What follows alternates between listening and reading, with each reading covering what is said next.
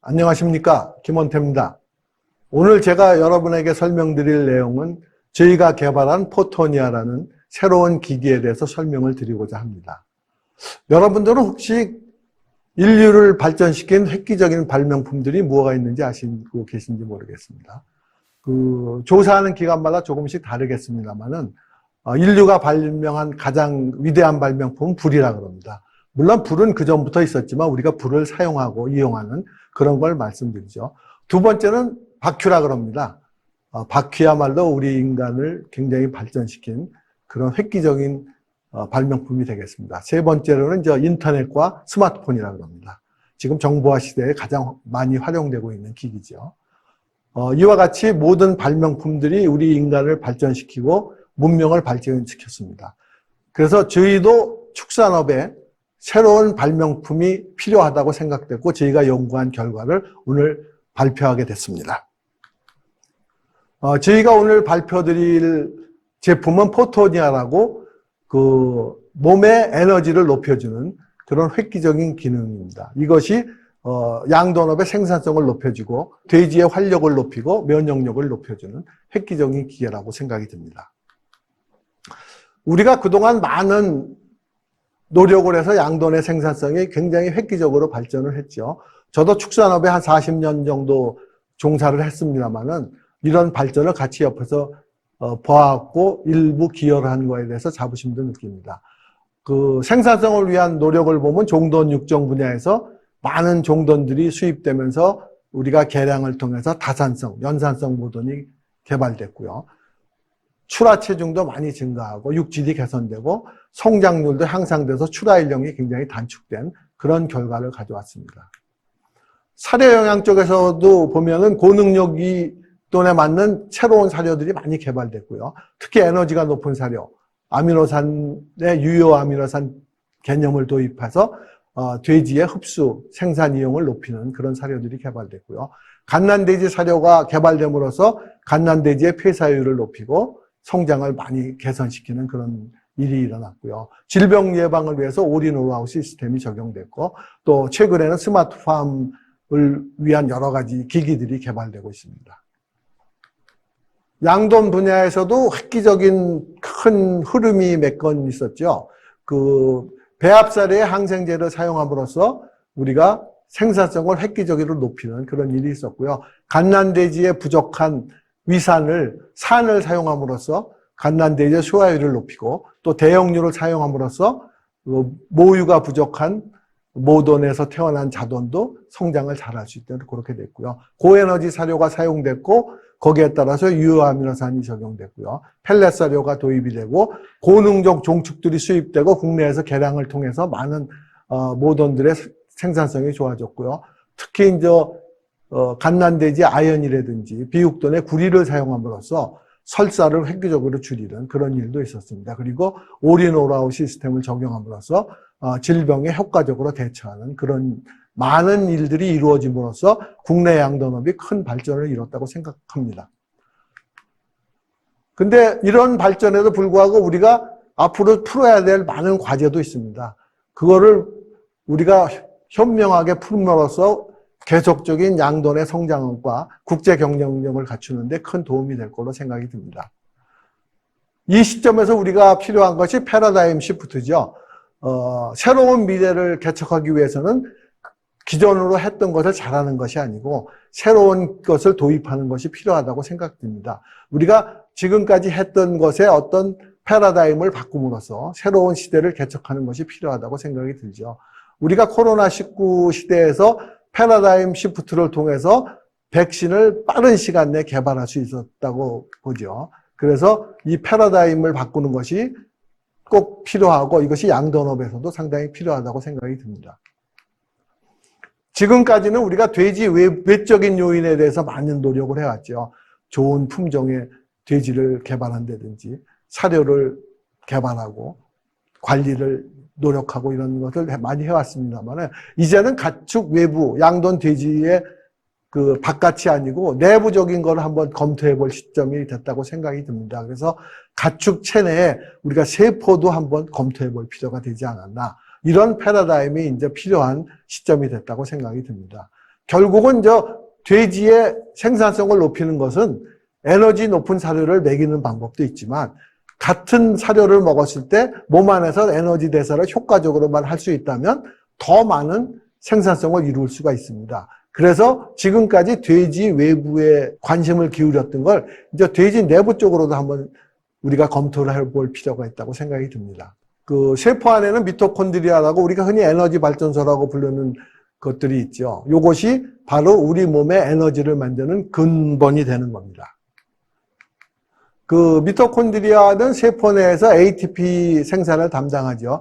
ATP가 좀 약간 생소하신 분도 계시겠습니다만 아데노신 트리포스페이트하고 인이 세 개가 결합된 그 화학 물질이죠. 요 세포 내에서 ATP를 생산하는데 요 섭취한 영양소와 산소를 이용해서 몸 안에서 대량의 ATP를 생산합니다.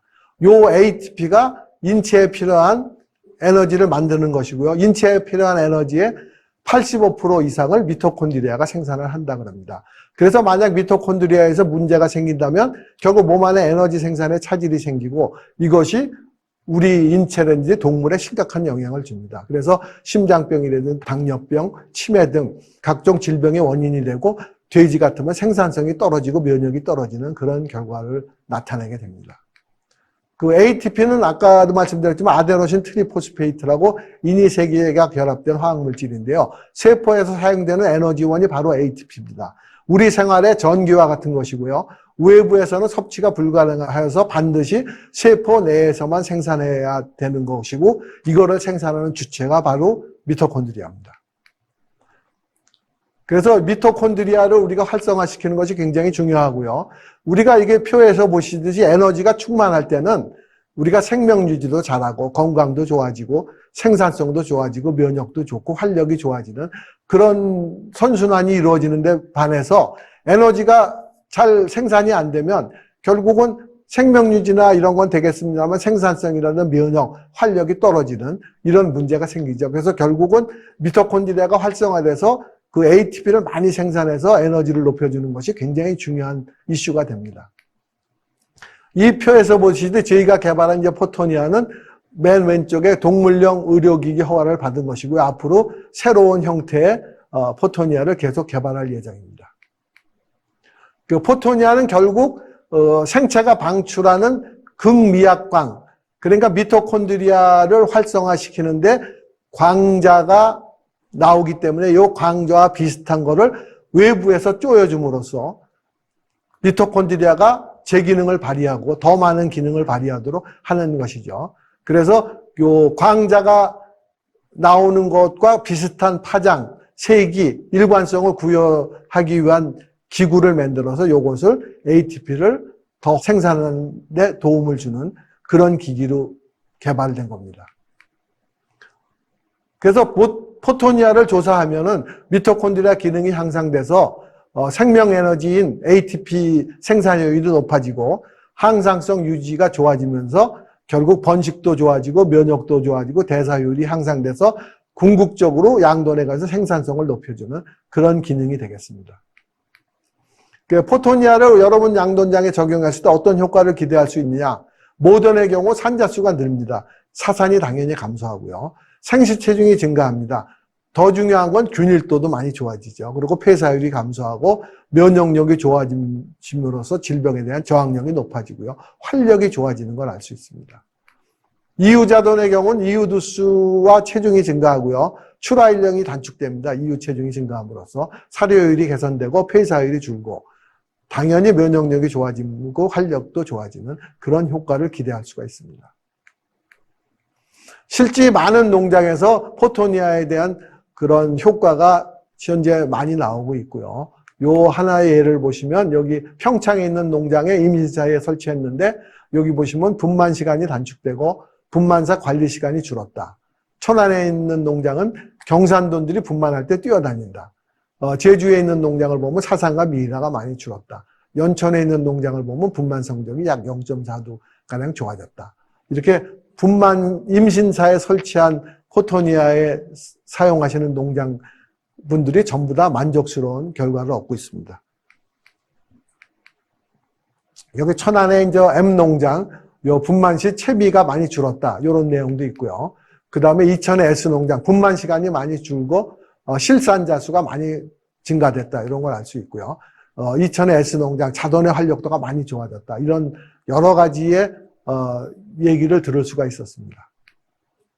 여기 이제 M농장의 모던 분만 성적을 보면 여기 실산자 수가 약 10% 정도 증가됐고요. 생시 이유시 체중이 향상됐다. 중요한 건 이분이 그동안 사용하면서 느낀 어떤 소감이랄까 이런 게 중요하죠. 여기 보시면 새끼가 커도 난산도 없으며 생시 체중이 약 100g 정도 크고 활력이 좋고 위축이 적다. 새끼들이 층알이 지지 않고 이유 체중도 미처리구에 비해서 증가했다. 이유 폐사도 없다. 이런 아주 좋은 결과를 얻어서 만족스럽게 사용하고 계십니다.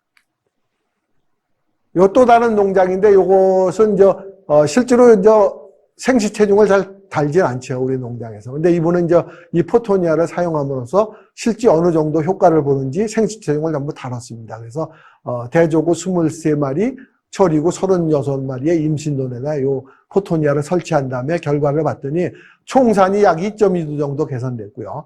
자돈 2장 약 100g 정도 생시 체중이 늘었고 복당 체중이 무려 4kg이 개선되는 그런 놀라운 결과를 얻었죠.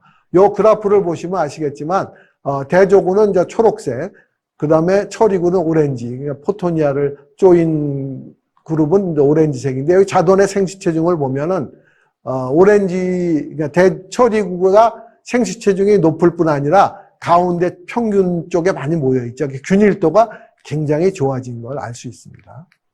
요건 또 다른 농장의 이유자돈 성적인데요. 처리구에 비해서 대조구가 약 1.4kg 정도 더 컸습니다. 그러니까 대조구는 6.98kg, 조사구는 5.58kg였는데 끝날 때 종료 체중을 보니까 거꾸로 1.4kg가 더 큰. 그래서 포토니아가 이유자돈에도 굉장히 큰 효과를 주는 걸 알 수 있죠. 무려 증체율이 24% 정도 개선된 걸 알 수 있습니다. 요 또 다른 농장인데 여기도 마찬가지로 이유자돈의 일당 증체가 약 12.4%가 증가된 그런 걸 알 수 있습니다. 요건 AI 농장의 그 숫대지에다가 한 성적인데 숫대지에도 포토니아를 조사했더니 정액 제조 병수가 약 12% 정도 더 개선된 그런 결과를 가져왔습니다.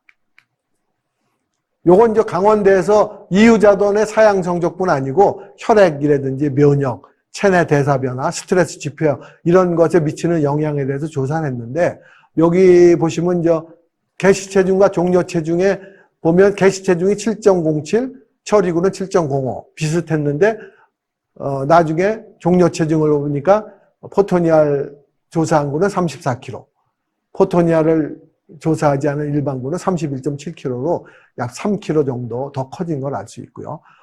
실제로 요것에 대한 혈액이라든지 면역, 대사변화, 스트레스에 관한 지표는 곧 세계적인 축산 저널에 아마 나올 겁니다. 그래서 그 결과를 보면 상당히 좋은 그런 것을 알 수 있습니다.